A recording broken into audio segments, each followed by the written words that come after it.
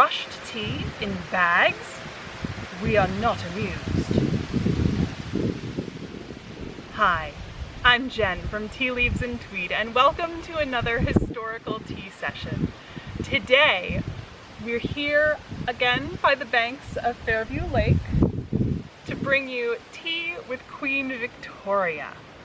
Now, Queen Victoria is a remarkably popular figure in film and television and art and just popular culture in the modern age in general. However, she actually had some pretty interesting idiosyncrasies around her tea. One of which was that in her later years, when she spent a lot of time up in Scotland, she liked to take tea out in the wilds of the Scottish Highlands. So I'm here on a rather blustery day with my tartan to keep warm, and I'm going to make some outdoor tea. Now, unfortunately, once again, my grand plans of cooking everything outside has been thwarted by the weather. We had a lot of rain here the past couple of days, so everything is too wet and I can't get my fire to light.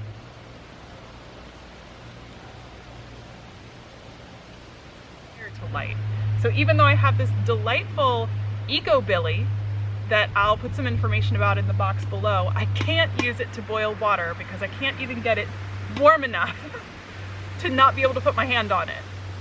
So I will set up my tea and then I'll have to go inside and boil the kettle to bring it out. But I thought we could still share a little bit of how Queen Victoria might have taken her tea. So let's brew. So here I have my trusty Brown Betty teapot, and because Queen Victoria reigned during the time when British tea production in India became a really big business, I'm brewing some Storm King tea Fugri Estate Darjeeling, and this is a lovely fine Darjeeling. It's not quite as unique as the full leaf Darjeeling I featured in my Duchess Anna video, but it's still a really beautiful example of a Darjeeling tea. And I don't think Queen Victoria would have approved of modern processed tea bags, so let's give her a really nice loose leaf tea. Now, once again, we are in the imprecision of tea brewing in the 19th century. So I'm just going to put in 2 spoonfuls of tea for my little pot.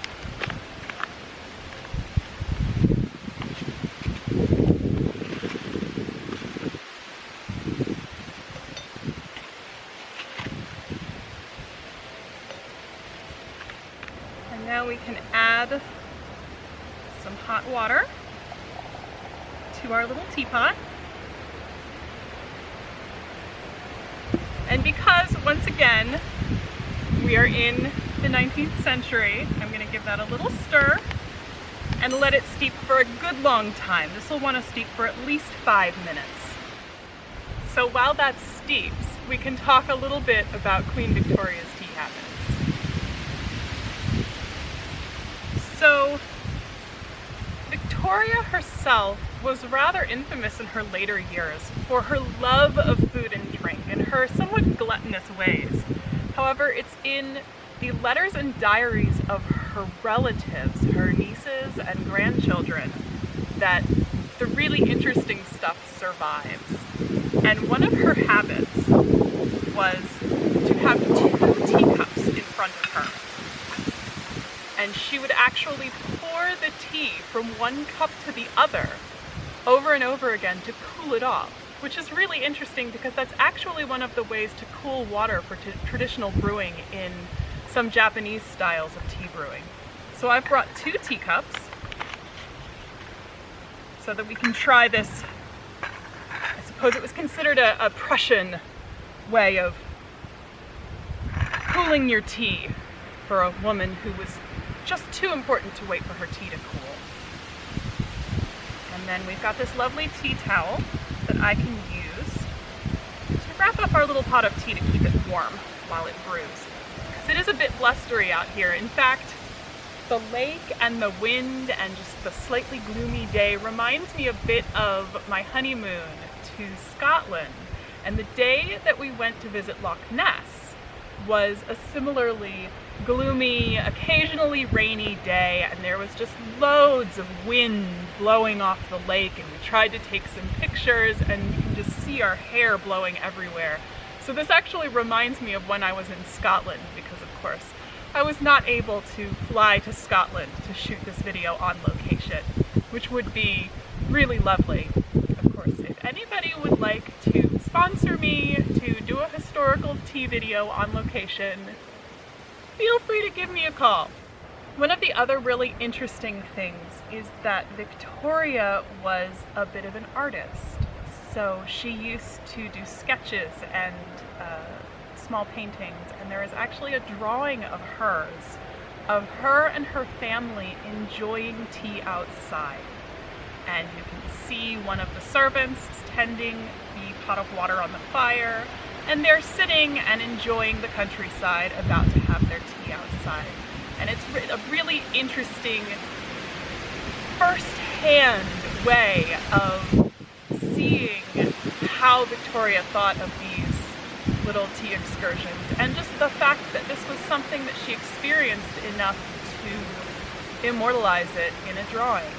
So I will link all that information below.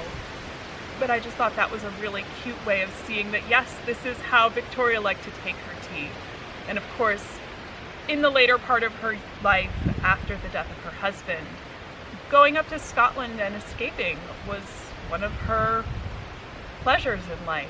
And I could definitely see that. She felt very alone for a while after Albert's death. And running off to the countryside is an impulse that I identify with completely, even without having lost my husband. So now I think we can check on our tea. Unwrap our little tea towel. In fact, you can see this is a lovely embroidered tea towel with some birds that I got from my sister. And it just makes such a lovely accompaniment to this outdoor tea session. So we have our 2 teacups. We have our pot of tea. And you can see there's some tea leaves floating at the top, but the bulk of the tea has actually settled to the bottom, which is one of the benefits of this 19th and I guess also 18th century steeping style. So I can pour some tea.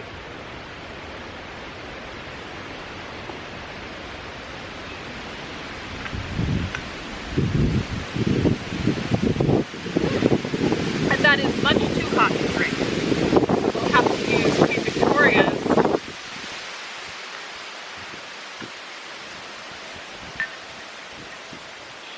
pour the tea between the 2 cups. I want to give it some height. I'm spilling everywhere, so it's good that I have a little towel. Although I don't think the stones really mind getting a bit of a drink of tea. So now, and that is a much more pleasant temperature. It does not hurt my mouth anymore. That is a perfect temperature cup of tea in a beautiful outdoor setting on the banks of Fairview Lake as we honor Queen Victoria by enjoying a historical tea session with her. So thank you for joining me today, and I hope I see you again sometime. Bye.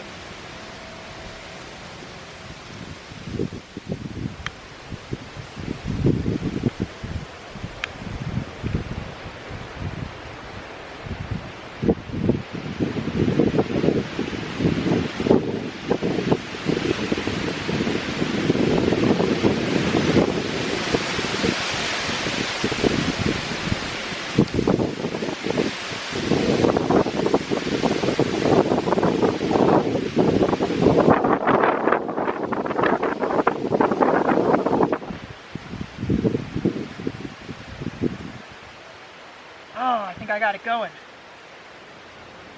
Well, maybe for the next steeping. I'll have a cup of tea while I wait for it to come to a boil. can hear the water boiling.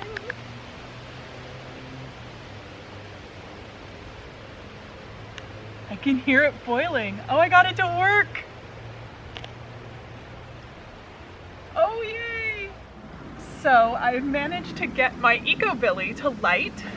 My brilliant husband suggested that I grab some brown paper bags from inside to get it started, and that seems to be what it needed.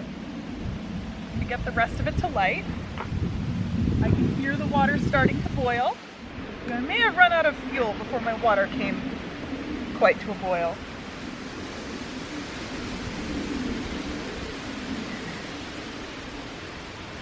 But I could hear that first boil that Lou, you, oh, got spoken of. Well, now that I am thoroughly smoked,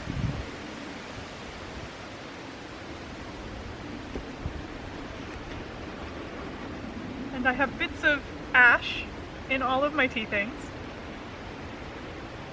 Oh, just needed a little bit.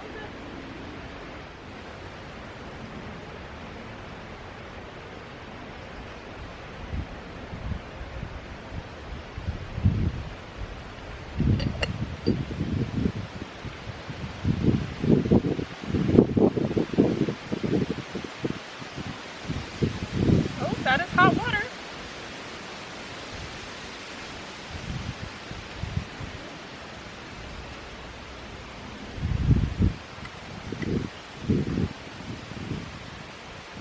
It's not quite boiling, but for a second cup of tea,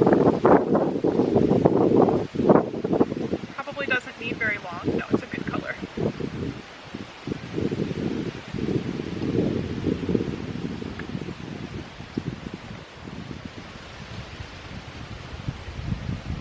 Well, it doesn't need to be cooled in Queen Victoria's style, but cup of tea made with the eco-billy outside. Tea with Queen Victoria, yay!